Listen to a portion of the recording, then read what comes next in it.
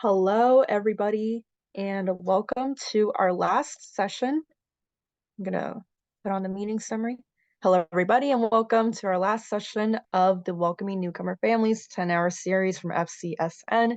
It's so great to see so many people coming in today, and a lot of familiar names. I really appreciate everybody sticking around just because it's been so long of a session. We are on session 5. This is the final session of a long 2.5 weeks, and today we are ending off on the topic of developing an action plan for for the recording. And for the sake of folks that are maybe watching this recording for the first time, I'm just going to go through really quickly. Again, all of the sessions that we've had before, we first began with getting to know newcomer families, and that included legal jargon, some rights for folks to just kind of keep in mind while we're going through all of this information, and just generally understanding the refugee and immigration process for a lot of folks, and really just developing that context of where families are coming from and how to best support them.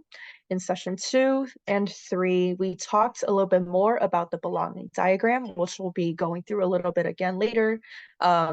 In particular, 2 milestones that really highlights how the belonging diagram is an intersection of a lot of ideas, particularly accessing basic needs, what that looks like, as well as partnering with communities, how to do so, who counts as community, and where folks are coming from in terms of support. On our session before this, in our 4th session, we talked a little bit more about an inclusive climate and what that looks like when we integrate the last milestone of the belonging diagram, respecting language and culture, into the fold. And we are finally ending with a more interactive session of how this all looks like when we're piecing everything together, including all the strategies that we've listed before. And if we have time, I would love to go through them in detail with folks and just to kind of, brainstorm and see what that looks like for everybody. But a couple of housekeeping things again, just to make sure that everybody is on the same page. All of our past sessions are now on YouTube. If you are on the mailing list, you will see that I've been sending links for the recordings, for the handouts and such to everybody after the sessions. If you're not on the mailing list, feel free to let me know either right now in the comments or a little bit afterwards, and I can send everything to you accordingly. Other thing is that regarding the handouts, everything should be up to date by this point. You should have 3. The first 2 sessions worth of handouts are put together just because we ran out of time in the first session. There was simply too much information to go through in order to really have any asynchronous work time. The 3rd session has its own handout, and the 4th session has its own as well. You will see later, I'll be sending everybody a copy of our final session's handouts. It's a little bit longer just because it's more interactive, more action-oriented. And that's really where the gist of our context is going to come from today. That's about it. This is the last session, so I don't have any, other follow-ups for folks, but we do have 4 more sessions that are separate from this series. They are all 2-hour seminars in April and May, and I'll be giving folks more information on that later if folks would like to register anybody. Before this, we were really giving this information out to school districts with emergency shelters in partnership with DESE. But now that we're seeing that there's been a lot of feedback about how useful this information is for folks that are outside of the school districts, we're really opening it up. So if you know anybody that's interested in learning more about how to welcome newcomer families, what that means in terms of strategies, partnerships, feel free to let me know if you'd like for me to send the link to anybody, or if you would just send the link yourself, that would be amazing as well. So that was a little bit on housekeeping and a quick follow-up on all of what we've been doing up until this point. I'm excited to get started with everybody. As I mentioned before, feel free to put in questions, but I'm going to go on to the next slide. And if you hear me really lacking on any of the visual imagery and descriptions part of this presentation, feel free to call me out in the chat and I will do so. Okay. So, as always, we begin with an introduction, both of folks in the webinar in the session today and also of myself in FCSN. You'll see a graph on the screen titled Introductions, and I would love for folks, especially if you're new to the space, to put in your name and title, your school district and community, as well as your experience with newcomers. And that's really the icebreaker that I like to start with everybody today. We've been talking a lot about a lot of different struggles, a lot of different challenges that folks have been facing in regards to welcoming newcomer families, registering folks, getting data from other school districts if folks have been moving around a little bit, healthcare, all of that good stuff that we've been talking about in our Jamboards. But I'd like to ask folks today that are participating to put in the comments or also just to speak up and unmute yourselves if you would like to. What challenge specifically you've been facing in the last 2 weeks while we've been going through the series that you would like to share with folks? So what is the biggest struggle in the last 2 weeks that you've had with welcoming newcomer families? Is there anything specific that you want to tie back to in terms of the context that we've been talking about before? Does it have to do with the numbers of folks coming in still? Does it have to still do with healthcare? Have things changed in the last 2 weeks or so? Are they still the same? Is it a stagnant challenge? Let me know in the comments or feel free to speak up. I'm not going to introduce myself right now. I'm just going to let people speak for first. So I see in the comments that Sarah had mentioned, hi everybody, I'm working in the Family Ties program at FCSN and support families in the Northeast MA region. Hi Sarah, thank you for joining us. So excited to see you today. Yeah, and anybody else would like to speak up, I'm gonna stop talking. This is your space, feel free to share.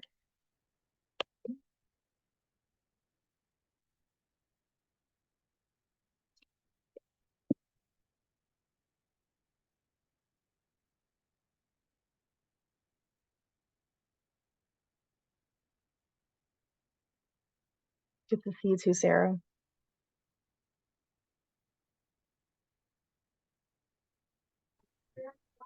Hi, Anne. This is Jazz from Community Legal Aid.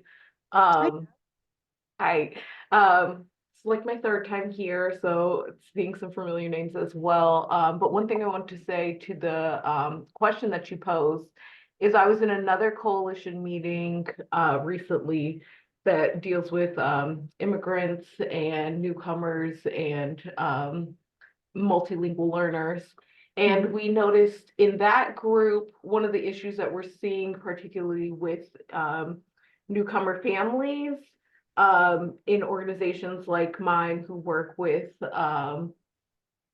families on an array of different areas, including education, is that they're oftentimes referred to us from other organizations and coalitions. And a lot of times they may not know who they're being referred to or what they were referred for. And so it's hard sometimes to get in contact with them or to have them trust that we're like a safe organization who they can be in communication with and sharing their information. So that's one thing we've been trying to brainstorm in our groups about how we can get those families who are referred to us and who don't come to us directly, about how we can get them on our side to understand that we're here to support them. Thank you for sharing, Jazz. It's for sure a very difficult thing to brainstorm. I really empathize with you. And what I'm hearing, Jazz, from you is that it's been difficult to welcome families and let them know that you're a safe resource. Your organization is a safe resource because a lot of times folks would refer them to you and they would not really have context of what you do, who you are before they are arriving figuratively at your doorstep. Did I get that right? Yeah, no, you're absolutely right. Perfect. That's difficult for sure. I'm hoping that a couple of things that we talk about today is going to help with that situation. but we definitely empathize and thank you so much for sharing. I see Claudia sharing, hello, from BPS. And I see Fatima saying that she's working with teachers and families. This says CLSP person in Lowell. Thank you for joining us today. We've been having a lot of folks from Lowell too. So it's great to see everybody. And thank you for bearing with me. Thank you for sharing in the chat and participating. Feel free to also speak up at any point as well. Would love to hear from you. But just to reintroduce myself for anybody coming in for the first time, I am Ann Tang. I'm a senior trainer and family engagement manager at FCSN, which is an umbrella organization that works primarily with families and empowers them, especially for folks with kiddos with disabilities. But since then, we have branched out to include multilingual learners, especially newcomer families. That's where I come in. I have glasses, I have medium-ish black hair, kind of straight today, really depends on the weather, and my background is blurred. You may see a little glint on my glasses because of the blue light. And I am smiling at you. So that is my visual descriptor. And I am excited to keep going. Thank you for sharing, folks. Onwards to the agenda for today. If I lag at any point, please excuse it. I think the data is a little unstable. So please bear with me, folks. But in terms of our agenda today, we're going to do, as always, a review of the Newcomer online forum, a glossary of what we've been going through, a couple of the slides that we weren't able to necessarily delve deeper into in the last couple of sessions, just so that everybody here is on the same page. It's also useful in terms of the recording for folks that just want to reference a certain subject but don't necessarily want to go back to other recordings and review them. So that's what we're going to do first. We're going to dive into next a short and long-term framework for folks to utilize when we're thinking about strategies and where to place them in terms of how we welcome newcomer families, what types of goals we want to achieve, and how everything relates as always back to the belonging diagram. We're then going to go into discussion on, of course, your place on the belonging diagram, what that means for folks, how you can be in multiple spaces and be working on multiple strategies at the same time, how they intersect. And then we're going to talk a little bit more about what reactive planning and sustainable family engagement looks like and how that relates back to the framework. We're going to end with a call to action and a closing, and this is really a space for folks to also ask more questions, to connect with people. And I know that a lot of us have been here already in the last 5 sessions, which I'm so grateful for, just you being here and making sure that this information gets to your districts. Um, but this is also a time for folks to network. If you want to speak up and talk to somebody that you've seen in a prior session, if you want to share information, feel free to do so. The chat is here for you, and feel free to raise your hand and unmute at any point as well, like I've mentioned. So this is all that you see on this agenda is going to take us around an hour and a half, and then the last half hour we're going to break into asynchronous work time. This is in consideration for any folks that may be doing dismissal or just ending your school day. And just one last item in terms of housekeeping is that once folks are done with the asynchronous work, um, to please send me all of the handouts that you've accumulated and completed by the end of this week for your PDP credits so that I can register folks. I'm going to send everybody again an email about this, so no need to just memorize anything right now. I just wanted to put it out there. But hopefully the asynchronous work time gives a lot of folks some time to just kind of complete things so that you don't have to go back and do everything again before the end of the week is over as well. I am here for any questions you may have on all the handouts during the asynchronous work time. This is when I'm going to be putting folks into breakout rooms, one for Q&A with me, and then one for asynchronous work time if you so wish. And of course, at the end of the hour and a half, you can also leave as well. No need to stay if you are on to other things in your day, and then just let me know through an email if there's anything else that you would need from me. but that's the general gist of the agenda today. And we're going to move forward to our review, which is always very fun. So I've put a couple of links over here to the very right column. And to the left, you will see the belonging diagram. We've been talking about this all throughout our 5 sessions now, so it should be pretty familiar to most folks.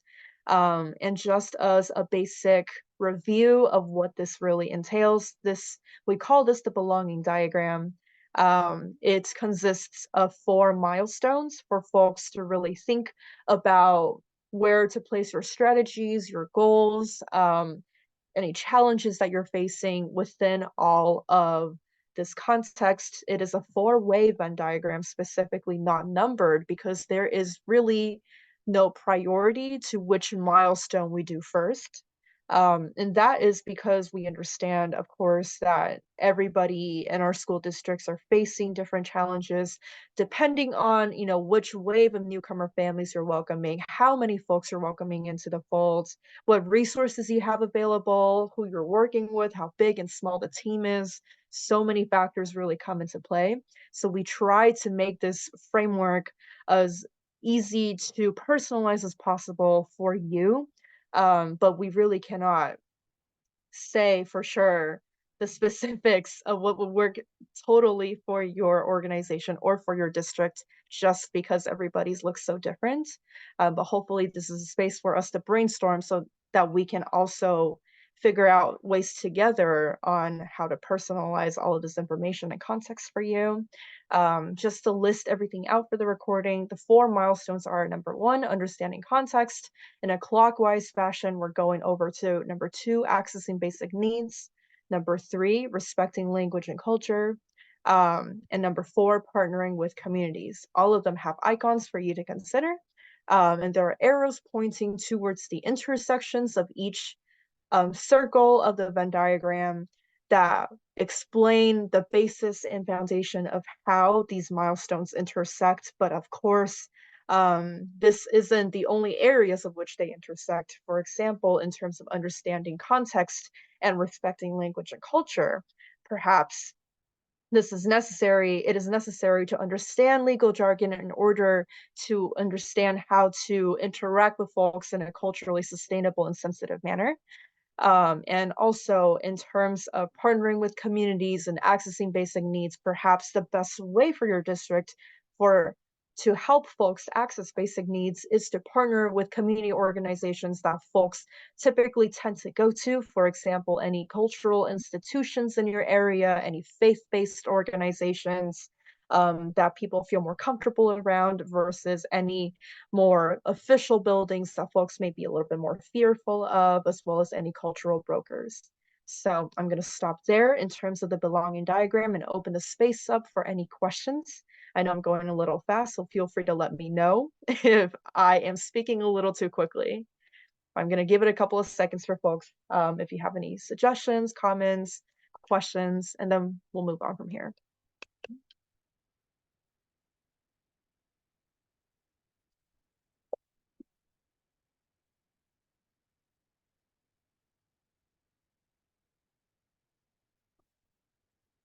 Okay, seems like everybody's good to go, and we'll just carry on over to the online forum that we're launching from FCSN, specifically for school district folks and any school district partners and organizations that would like a consolidated space, firstly, but also more importantly, an area to connect for talking about newcomer family resources, um, empathizing with any struggles that folks may have, and just generally knowing where to go for certain basic needs and just for certain community partners.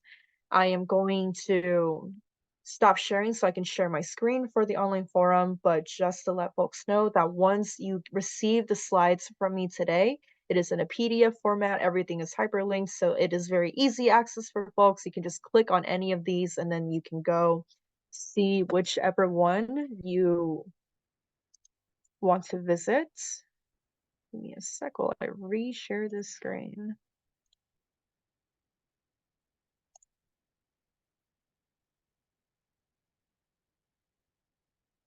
Okay.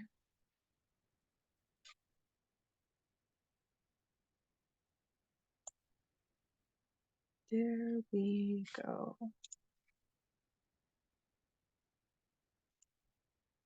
Do folks see it? Not yet. Apologies for the lag. I don't know why this is happening.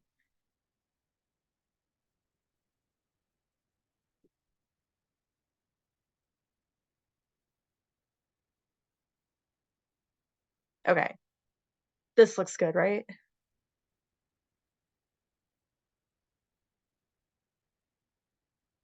Okay, see a thumbs up. Thank you, Jazz. You're so appreciated. You have no idea. Okay, so moving on, let's take a little bit of a look at the Welcoming Newcomer Families website from FCSN. This is on the LMS Learn Worlds, where you will have to make a profile in order to access this information. And the reason for that is because it is primarily an online forum. So this is the homepage. But everything, and this is a little bit more on the belonging diagram. If you want to screenshot this and send it to people, whatever you want to do with it. But in terms of why a profiling is needed and how this is a community space, if you click on any of these links in these sessions, you will be led to a page with a series of hyperlinks for every subject that you see.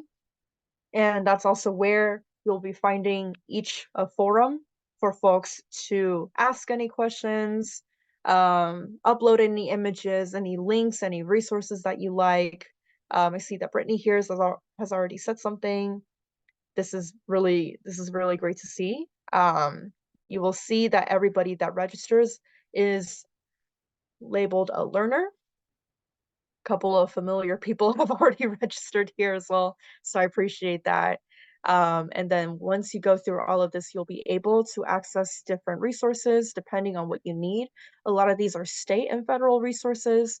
The reason for that being this is a place for folks to consolidate everything. It's sometimes a little bit confusing for folks to go in and look for different resources on federal and state pages. So hopefully this is a place that really helps with that, but feel free to go in and log in, look at everything. I will share the link again in the Zoom for folks, but I think most people here, if I recall correctly, have already been registered. So thank you for that. And I'm going to go back to the presentation.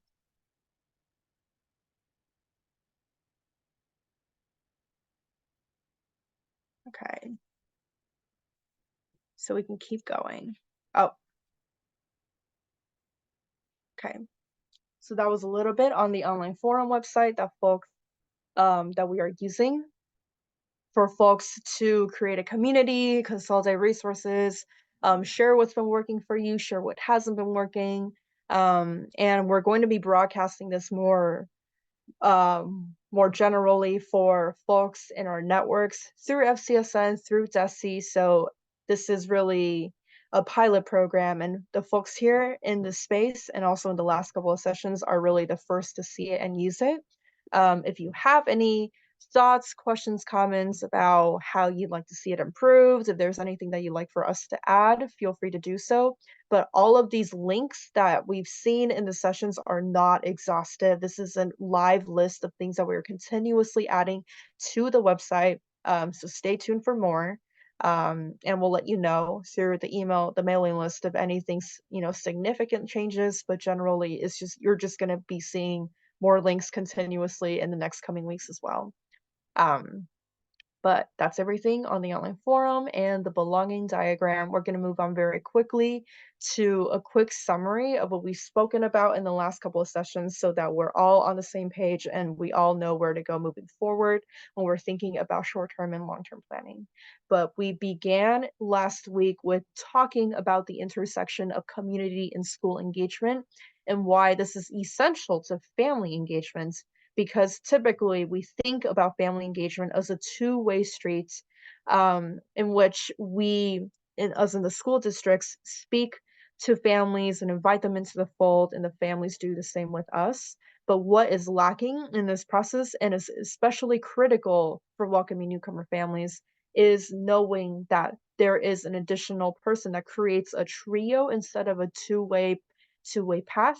And that addition is community. So what does community partnership look like in terms of school engagement, how that affects the way that we collaborate and communicate with families, and how a lot of the times community and families are not always mutually exclusive. And this also pertains to a lot of organizations, third organizations in the area, um, cultural institutions that I've mentioned before, and just generally why this is important from the subtitle that you see on the screen, moving from involvement to engagement. You'll see as well that there is a graph. The first column to the left is titled Family Involvement. The second to the right is titled Family Engagement. And there is a brief list of activities that signify the difference between involvement and engagement.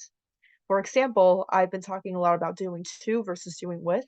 Um, I'm going to hop over to the third column, the third row, serving clients, versus family engagement style, creating partnerships. And I wanted to highlight this today, especially because it relates to our third session of creating community partnerships, what that looks like with newcomer families, and why it's different work. An example of how we typically think about serving clients is when we're hiring cultural brokers, to help with any translation and interpretation work, um, that we have to do when we're speaking with families that are multilingual and, are English learners. But another way to think about this mindset, and this is really where the systemic work comes in, is instead of serving the clients by hiring cultural brokers, creating partnerships by thinking about cultural brokers as folks, a part of the community, um, that are collaborating on this work with you. And in a lot of instances, this cultural collaboration is on par with how we engage with families because a lot of cultural brokers come from families. And because of that, we can think about welcoming newcomer families in partnership with other newcomer families because with training, a lot of our newcomer families can be our cultural brokers. And this is also really where we link all of this information back to how we've emphasized in session 4, especially the importance of fostering and building relationships. I'm going to give this a couple of seconds for this to really sink in. If you would like to screenshot this before we move on, feel free to do so. But I'm going to also open the space up for any questions before we move on.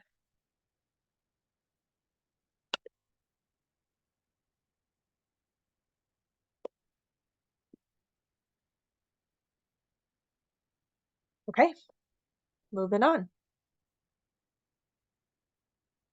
After we spoke a little bit about that, we then talked in session 4 about inclusivity and family engagement, as well as what that means as directions for growth.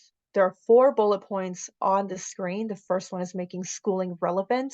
So really emphasizing to families why schooling is important, how it helps folks access basic needs, and making schools institutions where parents, welcoming institutions where parents can come in, and find resources. So it's not just also a space for children to go, it's not only a space for multilingual learners to really solidify their English, and understand more culturally how everything pertains to resettlement, but also a space for folks to interact with school staff, to really be a part of their kiddos' learning processes, to engage in family engagement, and also because of that, create a pipeline for family engagement to community engagement.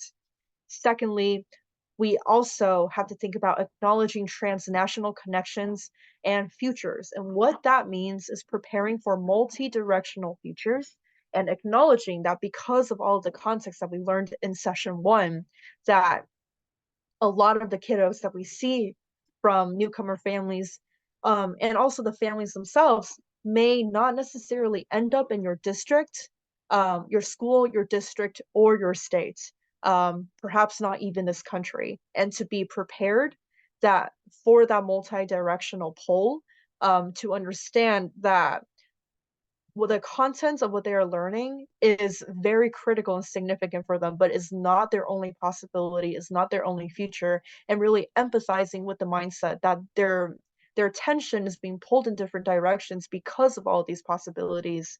Um, and thinking about how to relate that back to the classroom and any interactions that folks have with families. Why it's important, especially for kiddos that are coming in with sponsor families, understanding why this is important for mixed status families that have different generations, of folks that are already settled in Massachusetts with folks that have just come in for the first time, and what that means for the kiddos and why a lot of these relationships are very individual and personalized. And this brings us to the third bullet point of fostering strong relationships. And by what that means, we really think about relational engagement, and building trust. So, understanding, of course, what we talked about in session one and session two, the context of why some folks may be fearful about certain ways of engagement, why folks may be distant about some ways of engagement, where we can find folks to really relay resources back and forth with us and not for us, and what that looks like when we really think about what families want and need instead of what the system thinks what families want and need, and the differences between that in order for us to forge trust instead of just thinking about relationship building.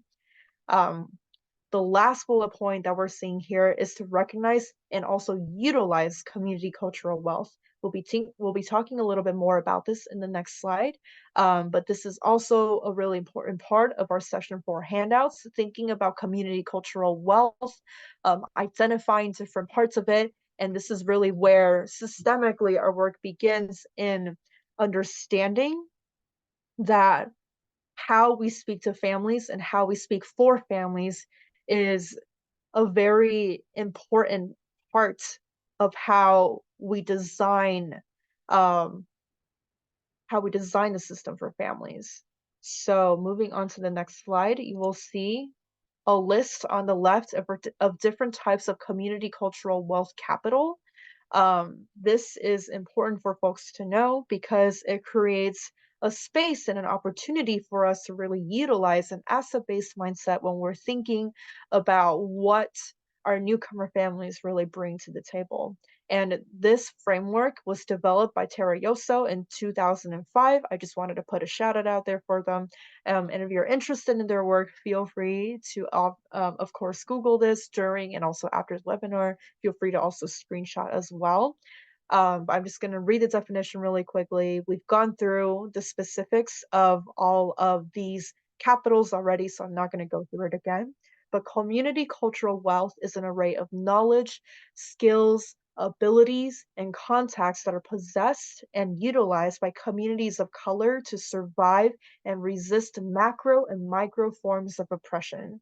And this is really thinking about what it means to have wealth in all aspects of that word, um, and also to acknowledge that a lot of our institutions were not built for communities of color and therefore not built for a lot of our newcomer families, and how to think about the work that we do in a way that highlights the capital that folks bring to the table and how we can utilize this and use it to partner with our communities so that together we create a holistic view of belonging, what that means for our families, but also, and more importantly, what that means for the system that we're in as a whole, so that in the future we are better prepared, for long-term planning, for sustainable cultural wealth and resources, and also for how we speak and how we develop, um, and create our team of staff.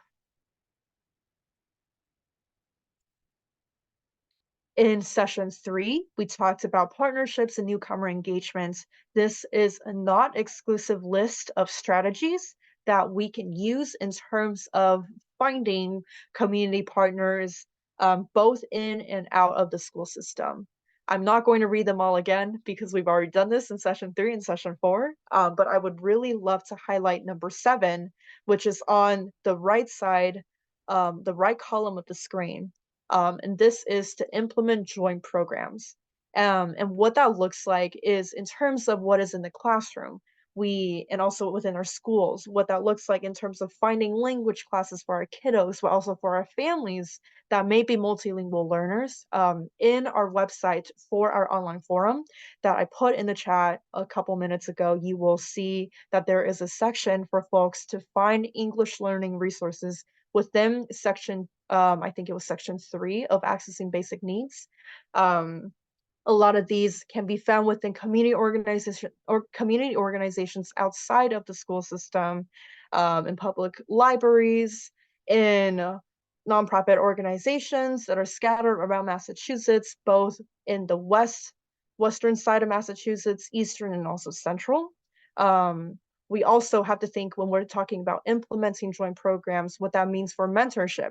And a really great idea that one of our folks in a prior session has thought of in our Jamboard sessions is to utilize a buddy-to-buddy program, and in a peer program, let folks know, not only just for students, but also for families by matching folks, that there is somebody there to really help folks acclimate to what they're seeing, to all of the paperwork that must be very overwhelming for folks, modes of communications that typical Massachusetts schools utilize, and then that also leads to cultural orientation, what that means for folks, and spaces to do that, and to really think about who can help us do the orientation with us.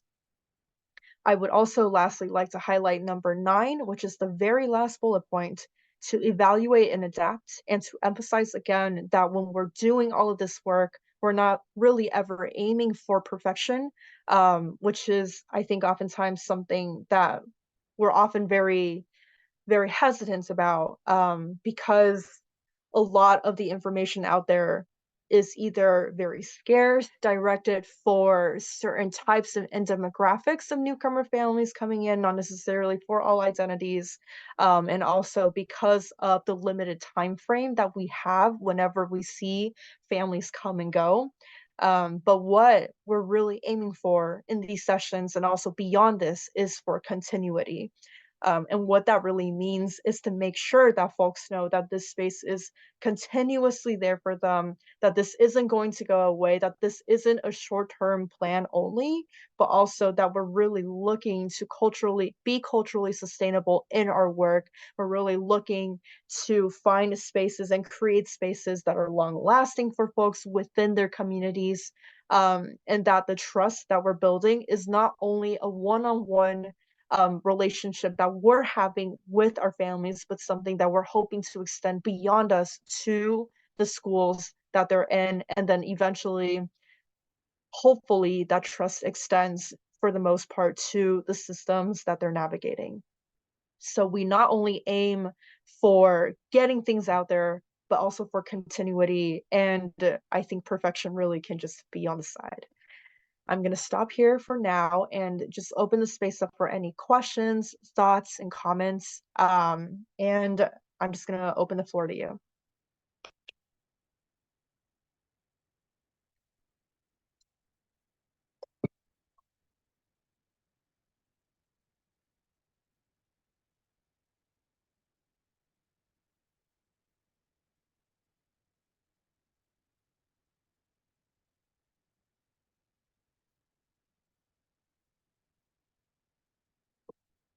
Okay, I think everybody is good to go, so I will continue onwards.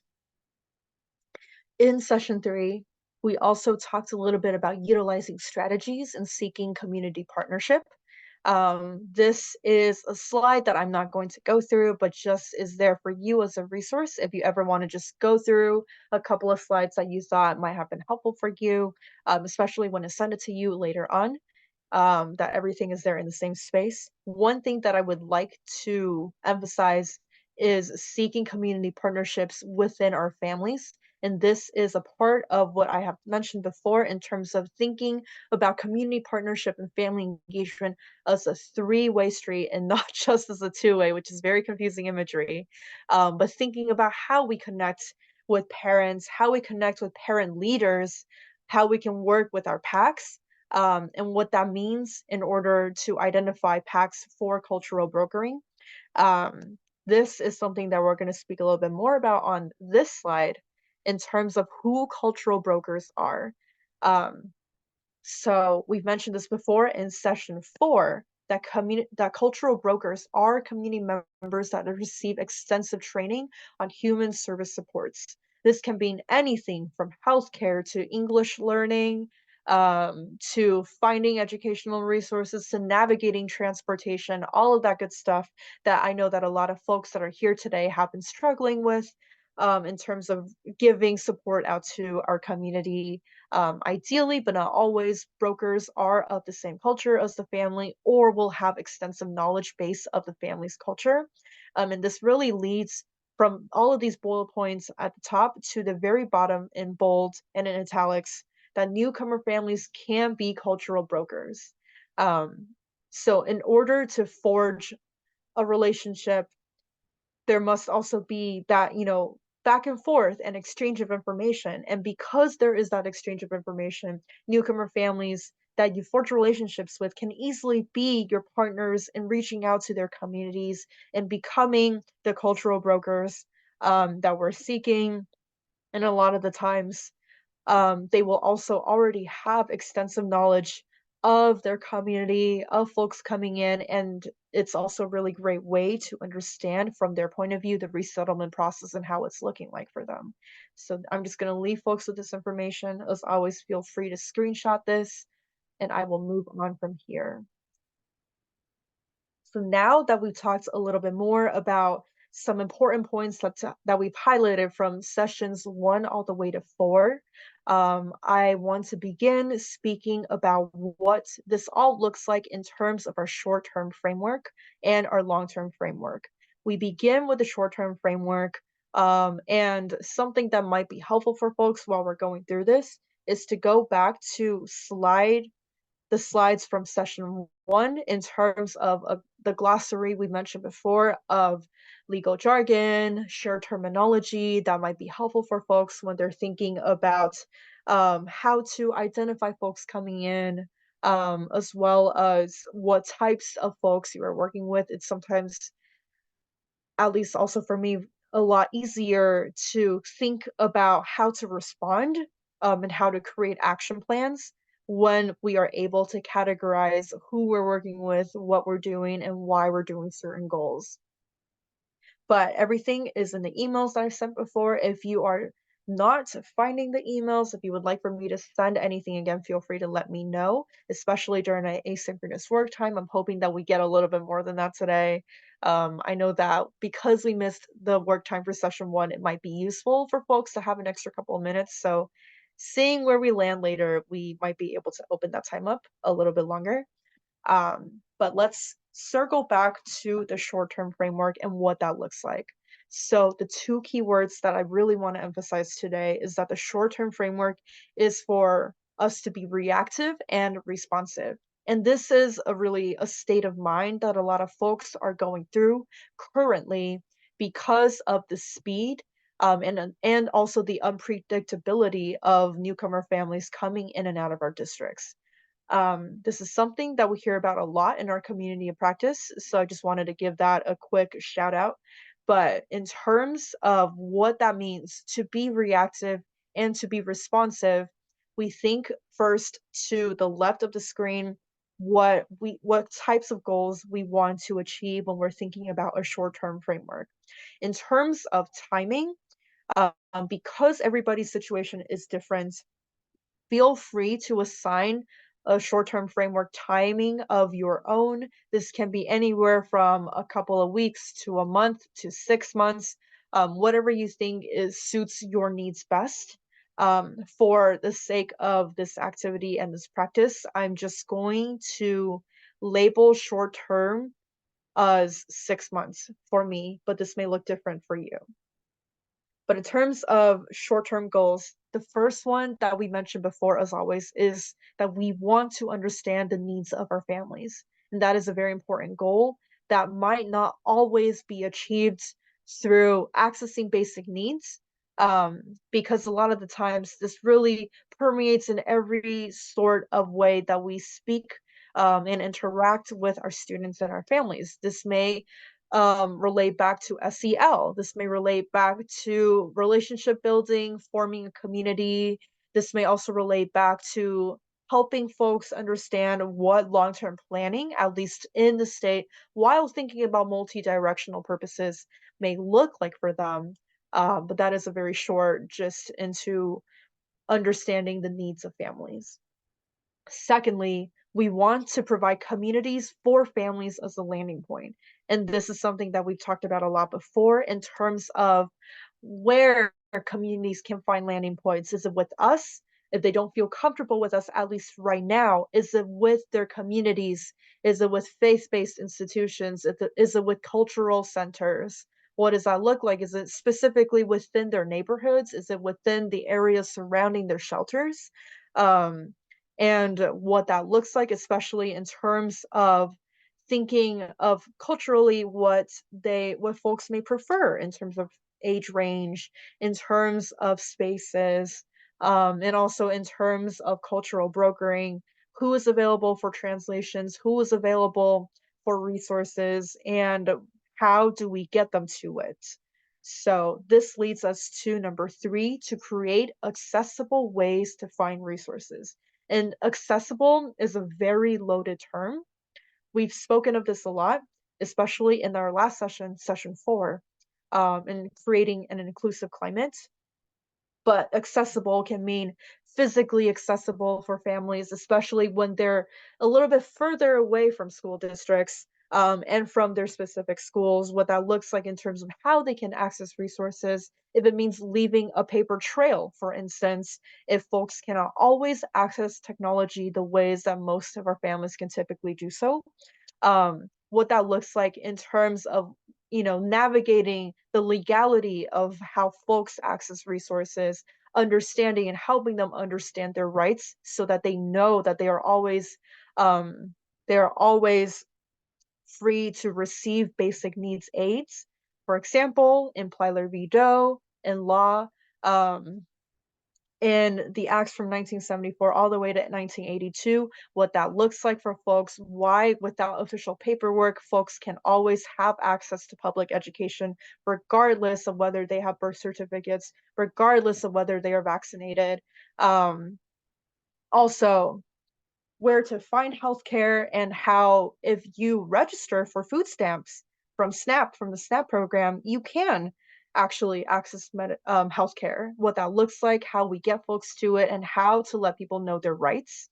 So that is the best I could consolidating all of this information on what accessibility looks like to folks and how it may not typically look like what we usually think of. These are all the goals that we keep in mind. It is, of course, not exhaustive. This is really also a landing point for us. But moving on to the right side of the screen, how does this correlate with short-term actions? I'm going to read the list of action items that you see here out loud for folks and also for the recording before we dive into them. The first one is immediate needs assessment. The second one is orientation programs. The third is language support.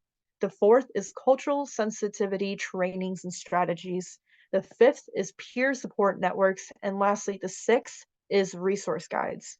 You will see here that a lot of these are actions that we already have been implementing in our school districts, from discussions that we've had on our Jam boards, discussions that we've had just speaking to each other.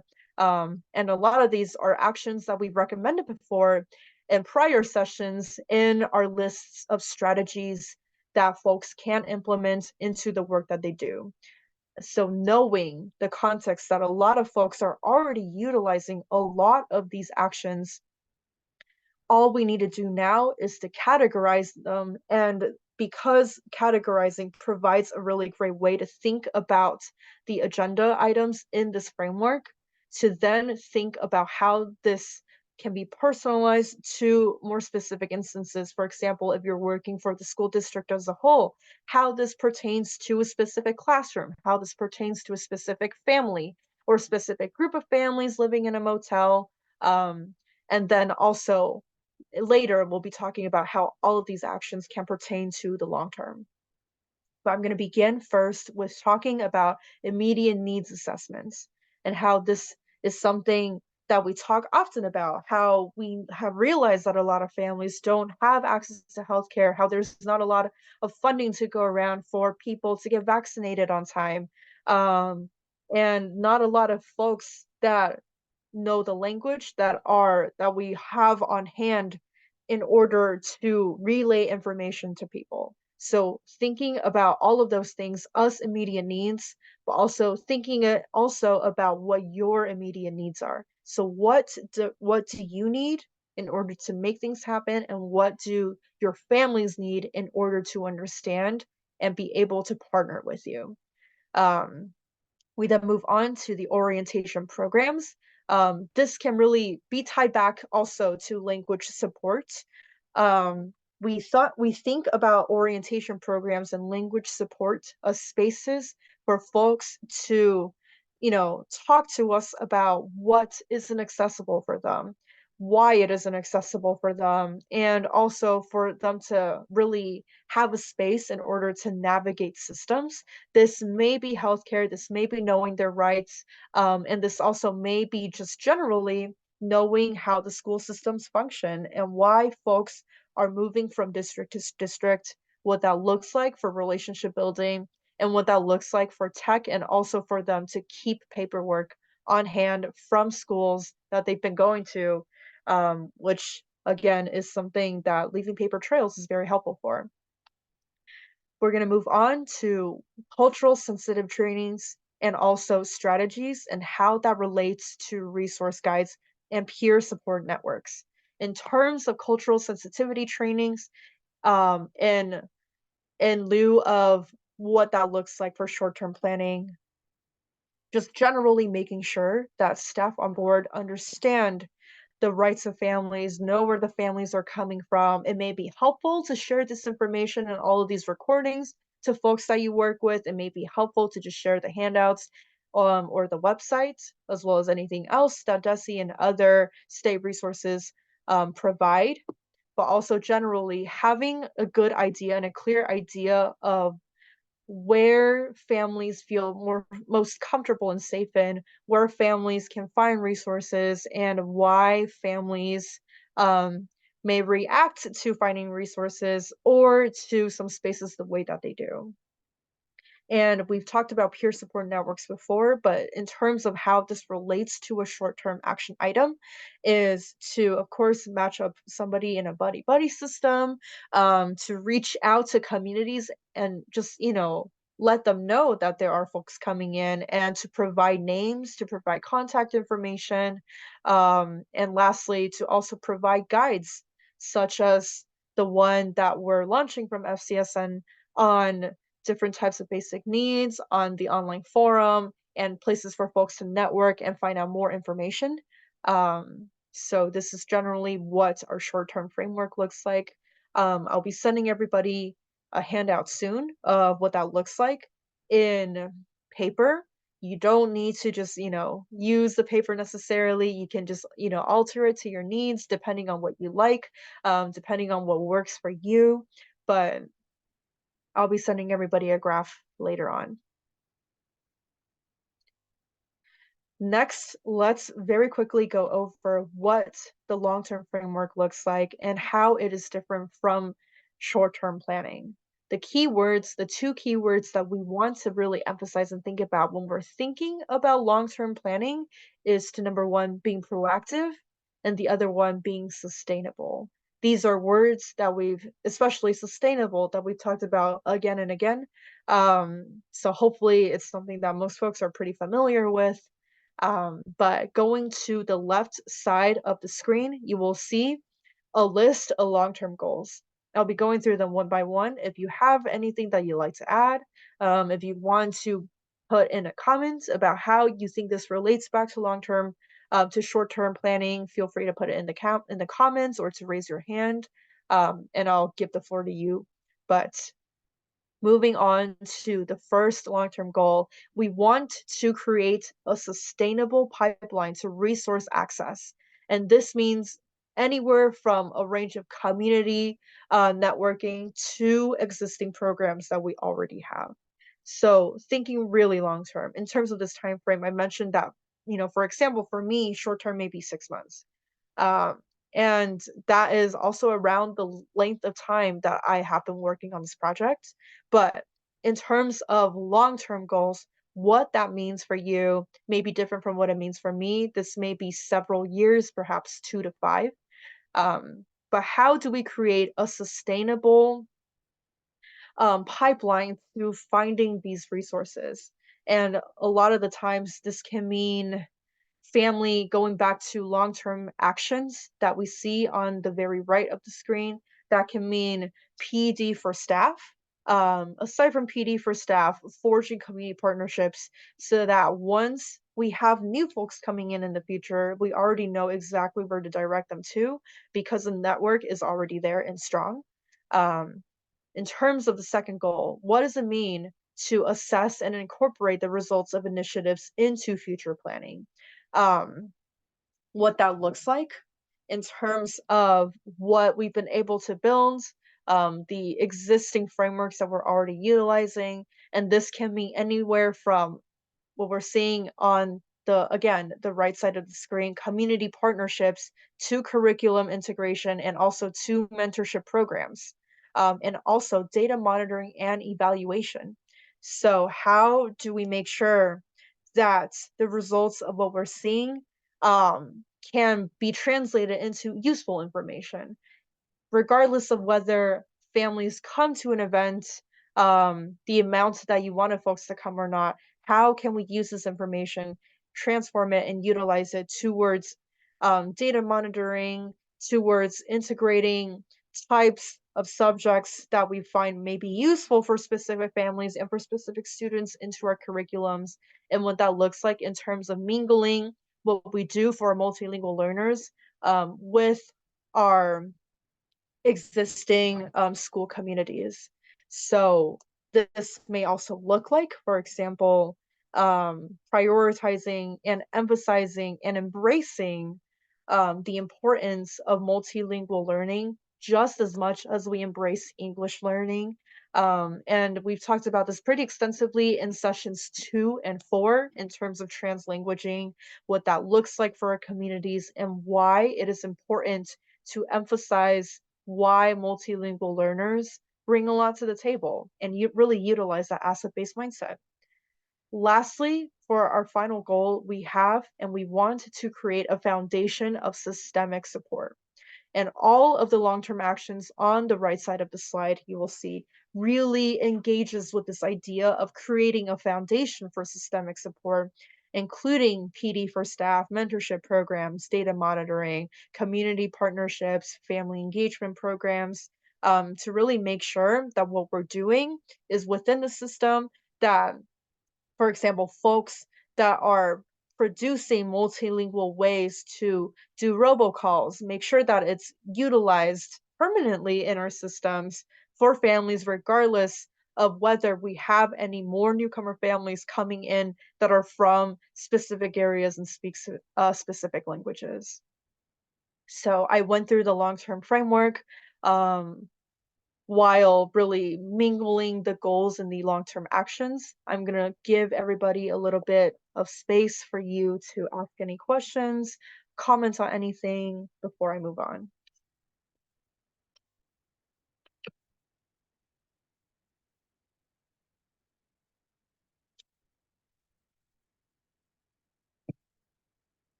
Okay, I think everybody is all set. So I will move on to this next slide, discussing our place on the belonging diagram. Um, I typically we use Jamboards in order to really think about what the belonging diagram, as well as other prompts look like for us. But today specifically, because we have a smaller group of folks, I would like to just open up the space for people to speak and also for people to utilize the chat function. But in terms of what this means, I'm going to stop sharing my screen really quickly so I can send everybody the handouts for today.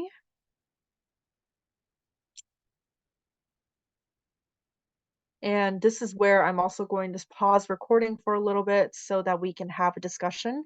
If there's any other topics that we'd like to go through later that is essential for the recording, I will continue recording as well, but I will let you know before I do so.